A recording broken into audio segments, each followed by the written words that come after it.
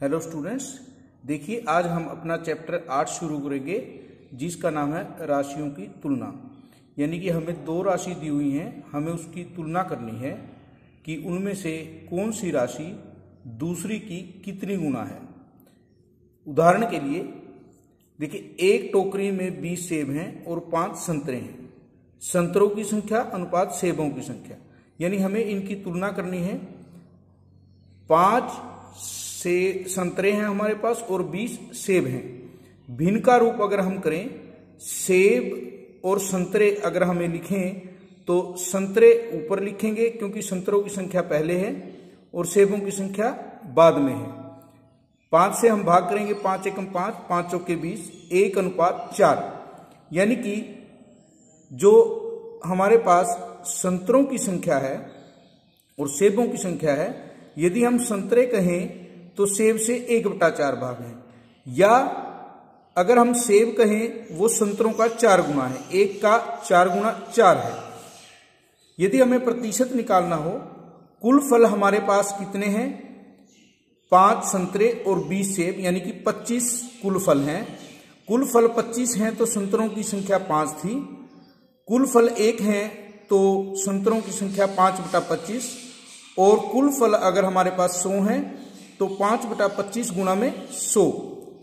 तो आप देखिए, 25 चौके 100 और 5 चौके 20, यानी 20% हमारे पास संतरे हैं।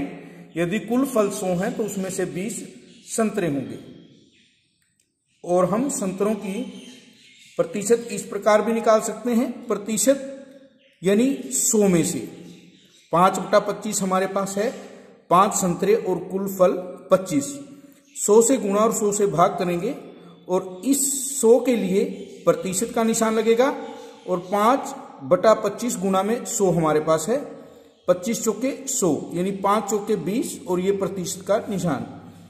सेबों का प्रतिशत अगर हमें निकालना है, 20 हमारे पास सेब हैं, कुल फल 25 हैं। 100 से गुणा कीजिए और 100 से भाग कीजिए, और उसके बाद 20/25, इस 100 के लिए हम प्रतिशत लगाएंगे और ये हमारा 100 है।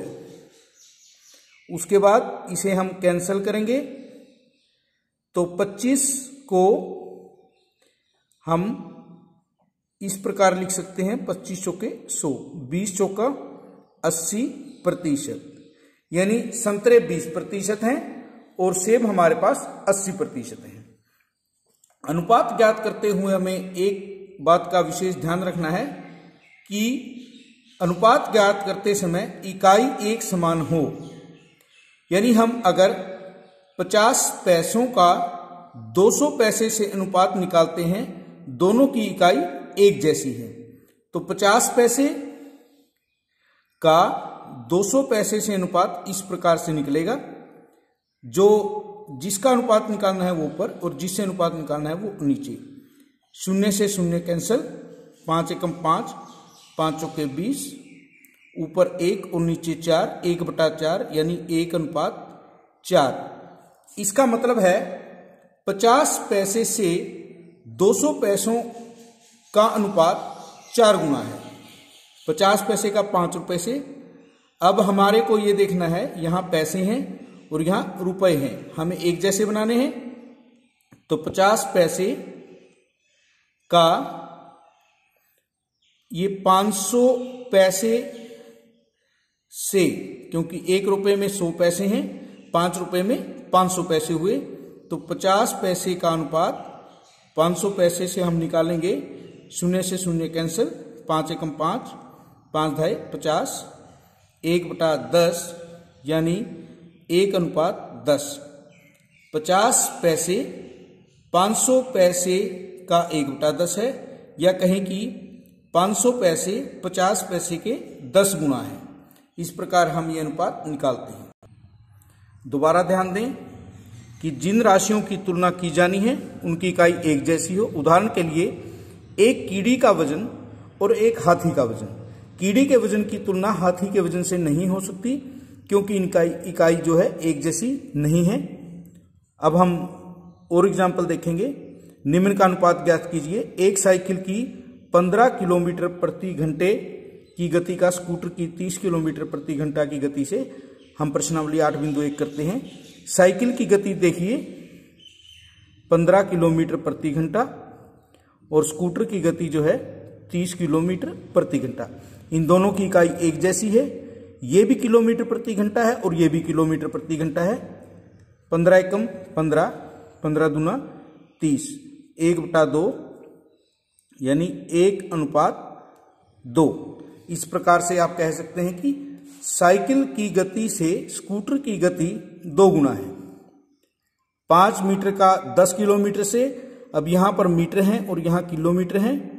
1 किलोमीटर में 1000 मीटर हैं, तो 10 किलोमीटर में 10 गुना में 1000, 10,000 मीटर। अब हम अनुपात निकालते हैं। 5 मीटर, ये 10,000 मीटर। 5 एकम 5, 5 दूनी 10 और ये 3 शून्य यानी 1/2000, 1:2000। 50 पैसे का 5 रुपए से, 1 रुपए में 100 पैसे, 5 रुपए में 5 गुना 100, 500 पैसे।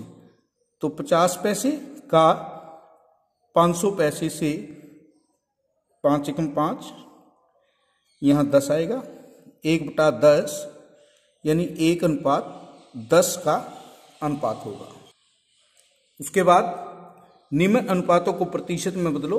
3:4 हैं, तो हमारे पास इसको करने के लिए हम क्या करेंगे, देखिए एक बार।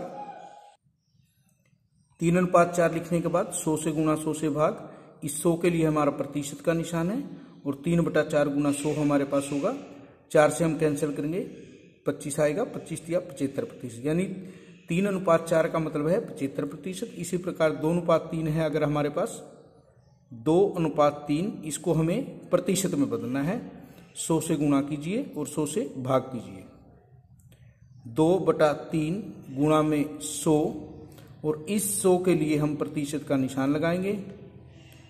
200/3 प्रतिशत।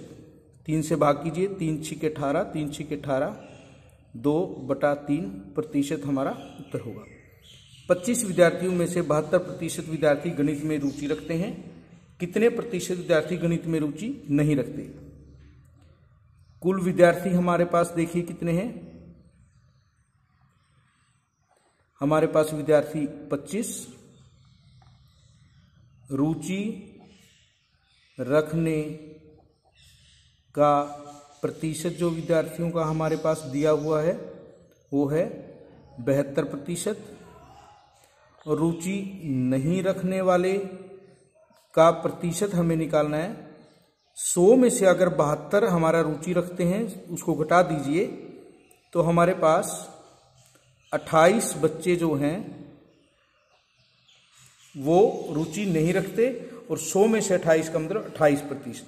विद्यार्थियों की अगर हम संख्या ज्ञात करना चाहें, 28% विद्यार्थी रुचि नहीं रखते, तो इसका मतलब है कि 28 बच्चे हैं जो 100 में से हैं और हमें 25 बच्चों में से निकालने हैं। 25 में से हम निकालते हैं। 25 एकम 25, 25 चौके 100, 4 एकम 4, 4 7 28। 7 विद्यार्थी गणित में रुचि नहीं रखते। और यदि हमें रुचि रखने वालों की संख्या निकालनी है, रुचि रखने वाले विद्यार्थी हमारे पास कितने रहेंगे? 25 में से 7 विद्यार्थी रुचि नहीं रखते। इसका मतलब 18 विद्यार्थी जो हमारे हैं वो गणित में रुचि रखते हैं। आपको ये क्वेश्चन नंबर 3 तक कंप्लीट करना है।